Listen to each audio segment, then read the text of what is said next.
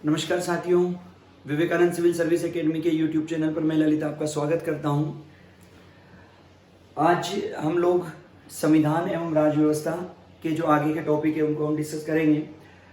इससे पहले की जो दो हमारी क्लास हुई है उसमें हमने संविधान की ऐतिहासिक पृष्ठभूमि या संविधान का विकास किस तरीके से हुआ उस पर हमने बात की थी। अब बारी आती है संविधान सभा की, कि जो भारत की जो संविधान सभा है उसका गठन किस प्रकार से हुआ या कॉन्स्टिट्यूएंट असेंबली है उसकी कार्यप्रणाली क्या थी। तो ये जो लेक्चर है उसको हम दो पार्ट में डिवाइड करेंगे। पहला जो है वो है संविधान सभा की मांग और उसका गठन, और दूसरा जो होगा संविधान सभा की कार्यप्रणाली, कि जब संविधान सभा का एक बार गठन हो गया तो उस संविधान सभा ने काम किस प्रकार से किया।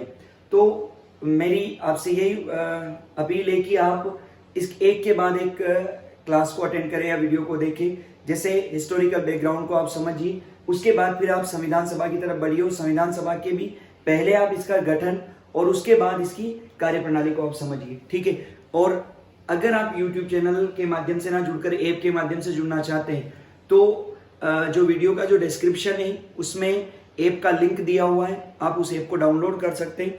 वहाँ ऐप का स्टडी मटेरियल के नाम से जो कॉलम है उसमें आपको ये सारे वीडियो मिल जाएंगे जो भी हम लोग बना रहे हैं एक के बाद एक क्लास में, और साथ ही साथ इनसे रिलेटेड टेस्ट पेपर भी अपलोड होंगे, और साथ ही साथ अगर आप चाहें तो ऑनलाइन टेस्ट की फैसिलिटी भी आपको मिलेगी, यानी ऐप में आप ऑनलाइन टेस्ट भी दे सकेंगे।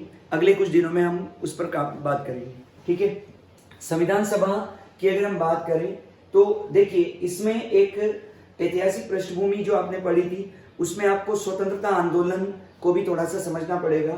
हमारे देश के अंदर जो फ्रीडम मूवमेंट या स्वतंत्रता आंदोलन चल रहा था उसमें बार बार ये मांग की जा रही थी कि हमारे लिए आप एक संविधान सभा का गठन करिए, क्योंकि देखिए अगर हमें स्वतंत्र होना है तो कोई भी देश जिसने आपके ऊपर 150 या 200 वर्षों तक शासन किया है वो आपको उसी स्थिति में छोड़ के नहीं जा सकता जैसी है। वो ये उसका ये दायित्व है, एक नैतिक दायित्व है कि वो एक व्यवस्थित शासन व्यवस्था का निर्माण करे और फिर देश को खाली करके जाए। तो स्वतंत्रता आंदोलन या राष्ट्रीय आंदोलन के नेताओं को ये पता था कि जब तक संविधान सभा नहीं बनेगी तब तक हम स्वतंत्र नहीं हो सकते, तब तक हमें अंग्रेजों से मुक्ति नहीं मिल सकती। तो वो अंग्रेजों को भारत से बाहर करने से पहले इस बात की मांग कर रहे थे बार बार उनसे कि आप हमारे लिए एक संविधान सभा बनाइए, ताकि भविष्य की हमारी शासन व्यवस्था कैसी होगी उसका हम निर्धारण कर लें, और उसके बाद आपका काम खत्म हो गया, आप भारत से चले जाइए। इसी क्रम में संविधान सभा पर कार्य हुआ। ये एक चित्र है जो संविधान सभा किस प्रकार से हमारी बनी थी उसका है। इसमें सबसे पहले थोड़ा सा हम लोग विकास की अगर हम बात करें, ये फैक्ट है आपको पता होना चाहिए, जो प्रीलिम्स का जो एग्जाम है उसमें या मल्टीपल चॉइस टाइप के जो क्वेश्चन होते हैं इस टाइप से सवाल उसमें बनते हैं व्यवस्थित तरीके से।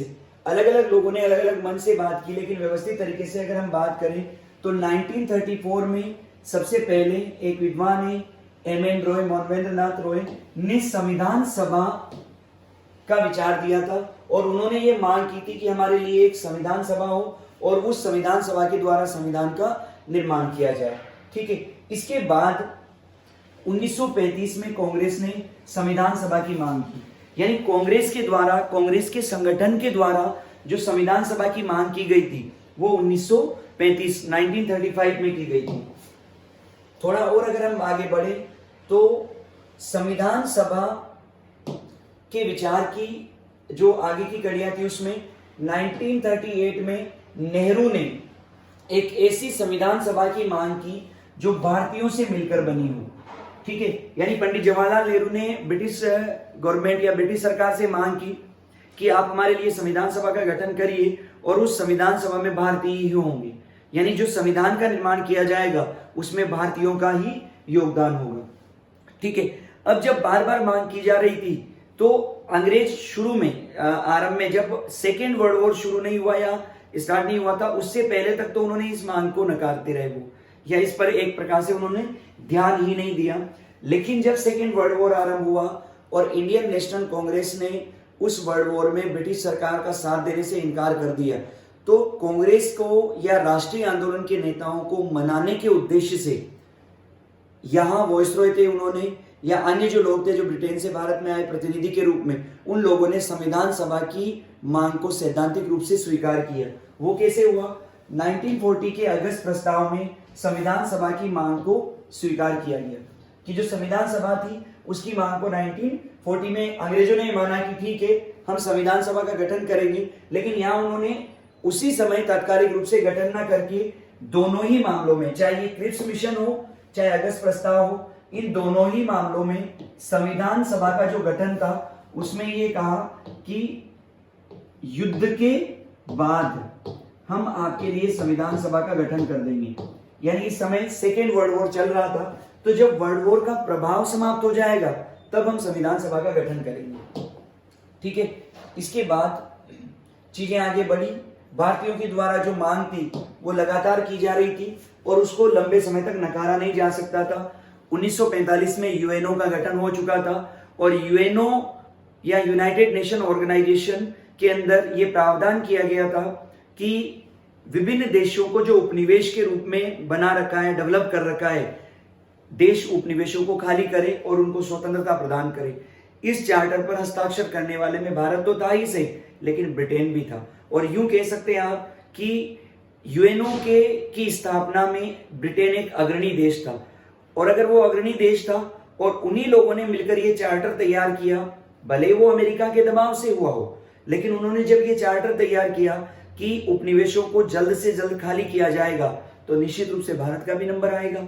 ठीक है, तो इसके बाद या युद्ध के बाद जो परिस्थितियां निर्मित हुई, उन परिस्थितियों के प्रभाव में आकर मजबूर होकर ब्रिटिश सरकार ने भारत में संविधान निर्माण की प्रक्रिया को आरंभ किया।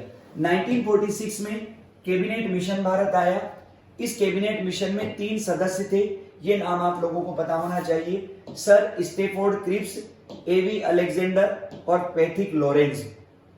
इस पूरे जो मिशन को लीड कर रहे थे या मिशन के जो नेता थे वो थे पैथिक लॉरेंस। ठीक है, और इस कैबिनेट मिशन ने ही ये प्रावधान किया था कि अब हम भारत में किसका, एक संविधान सभा का गठन करेंगे। ठीक है, तो यहां से आपसे सवाल ये पूछा जाएगा कि जो संविधान सभा बनी थी उस संविधान सभा का गठन किसके तहत हुआ, तो आंसर आएगा क्या, कैबिनेट मिशन योजना के तहत।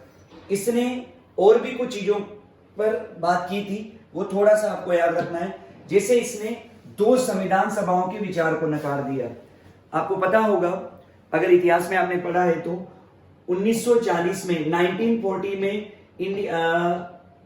मुस्लिम लीग के द्वारा यह स्वीकार किया, मुस्लिम लीग ने यह मांग की थी कि हमें पाकिस्तान चाहिए। ये 1940 में उन्होंने सैद्धांतिक रूप से मांग की थी और धीरे धीरे उनका प्रभाव बढ़ता जा रहा था। तो यहां जब ये बोला जा रहा है कि 2 संविधान नहीं होंगे, इसका सीधा सा अर्थ यह भी था कि सैद्धांतिक रूप से कैबिनेट मिशन पाकिस्तान की मांग को क्या कर रहा है, अस्वीकार कर रहा है। एक ही संविधान सभा बनेगी और वो एक संविधान सभा भारत के संविधान का निर्माण करेगी। ठीक है, अगर 2 संविधान की मांग को वो स्वीकार करते तो सैद्धांतिक रूप से इसका मतलब ये भी होता कि कहीं ना कहीं वो पाकिस्तान की मांग को भी स्वीकार कर रहे। पर और भी इसमें बहुत सारे पेज थे, अप्रत्यक्ष रूप से उन्होंने पाकिस्तान की मांग को बढ़ावा ही दिया था, वो इतिहास का विषय है, वहां हम लोग इसको डिस्कस करेंगे।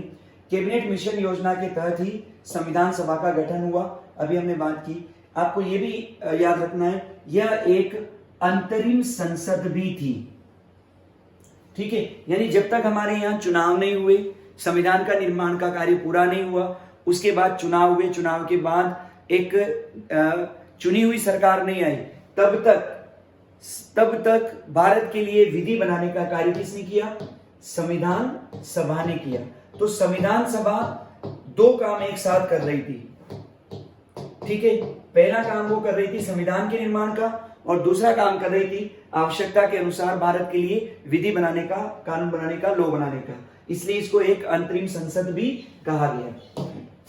ठीक है, अगर हम संविधान सभा के गठन से संबंधित अगर फैक्चुअल हम बात करें तो संविधान सभा में कुल 389 सदस्यों का प्रावधान था। 389।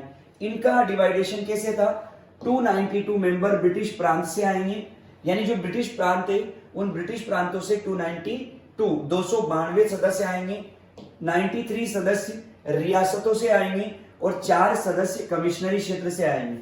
जैसे वर्तमान समय में यूनियन टेरिटरी है, उसी प्रकार से ब्रिटिश सरकार ने कमिश्नरी क्षेत्र विकसित कर रखे थे जहां उनका प्रत्यक्ष नियंत्रण होता था और वो प्रांत नहीं थे। थोड़ा और आगे हम बढ़े। देखिए, ये कंसेप्ट आपको याद रखना है, क्या क्या चीजें इसमें अपनाई गई। प्रतिनिधित्व जनसंख्या के अनुपात में था। प्रतिनिधित्व जो था वो जनसंख्या के अनुपात में था। और अनुपात क्या था? यह व्यवस्था की गई थी कि इस तरीके से संविधान सभा का गठन हो कि प्रत्येक 10 लाख आबादी पर एक प्रतिनिधि हो जाए, चाहे वो रियासतों का मामला हो या फिर ब्रिटिश प्रांत का मामला हो या कमिश्नरी क्षेत्र का, कि प्रत्येक 10 लाख की आबादी पर कम से कम एक सदस्य आ जाए। सार्वभौमिक वयस्क मताधिकार नहीं था। यह भी एक महत्वपूर्ण बात है। जो हमारी संविधान सभा बनी, वो संविधान सभा प्रत्यक्ष रूप से जनता के द्वारा निर्वाचित प्रतिनिधियों से मिलकर नहीं बनी थी।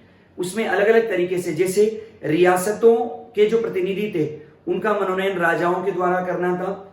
ब्रिटिश प्रांतों से जो प्रतिनिधि आए थे उन प्रतिनिधियों को प्रांतों की जो विधान मंडल थे उन विधान मंडलों के द्वारा उनका निर्वाचन करना था। यानी संविधान सभा जो थी उसमें प्रत्यक्ष रूप से भारत की जनता ने वोट नहीं किया। हाँ, अप्रत्यक्ष रूप से वो जनता का प्रतिनिधित्व कर रही थी, लेकिन प्रत्यक्ष रूप से नहीं कर रही थी। ठीक है। ब्रिटिश प्रांतों से प्रांतीय विधानसभाओं ने सदस्यों को चुना था, जो भी हमने बात की। रियासतों के सदस्य राजाओं के द्वारा क्या होने थे? मनोनीत होने थे। अब वो राजा के ऊपर निर्भर करता था कि वो किस व्यक्ति को मनोनीत करेगा। प्रांतीय जनसंख्या को मुस्लिम, सिख और सामान्य जनता में विभाजित कर दिया गया था। यानी पूरा जो भारत था वो जनसंख्या के आधार पर 3 पार्ट में डिवाइड हो गया। एक मुस्लिम आबादी, दूसरी सिख आबादी और इसके अलावा जितने भी लोग थे वो सामान्य जनता में विभाजित थे।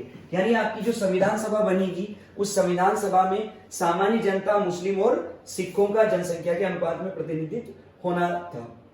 ठीक है। तो इस तरीके से संविधान सभा का गठन हुआ और संविधान सभा ने गठन के बाद जो क्रियाकलाप संपन्न किए थे उसको हम संविधान सभा की कार्यप्रणाली के अंदर नेक्स्ट क्लास के अंदर डिस्कस करेंगे। थैंक यू, धन्यवाद।